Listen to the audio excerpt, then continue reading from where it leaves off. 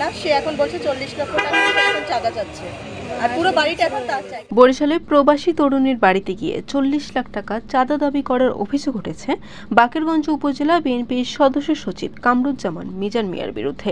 ঘটনাটি বরিশাল জেলার বাকেরগঞ্জ উপজেলার ৩ নং দাড়িয়াল ইউনিয়নে ঘটে। বিএনপি নেতার হুমকি ধামকি ও চাঁদা দাবির কয়েকটি ভিডিও সামাজিক যোগাযোগ মাধ্যমে ছড়িয়ে পড়লে আলোচনা সমালোচনার সৃষ্টি হয়।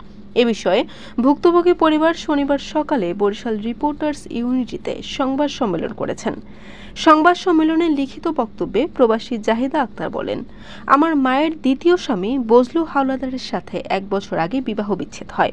সেই বজলুর পক্ষ নিয়ে বিএনপি নেতা কামরুজ্জামান মিজান মিয়া অন্যায়ভাবে শুক্রবার আমাদের বাড়িতে গিয়ে বলেন, এই বাড়িতে থাকতে হলে 40 লাখ টাকা দিতে হবে।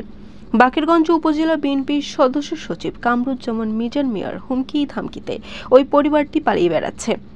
জায়েদা আক্তারের মা শিমু বেগম বলেন, আমার মেয়ের টাকায় উঠানো বাড়ির দলিলপত্র আমার মেয়ের নামে, অথচ আমার সাবেক স্বামী বজলু ও বিএনপি নেতা কামরুজ্জামান মিজান মিয়া একের পর এক বেফাঁস মন্তব্য ও বাড়ি থেকে চলে যাওয়ার হুমকি ধামকি দিয়েই চলেছে।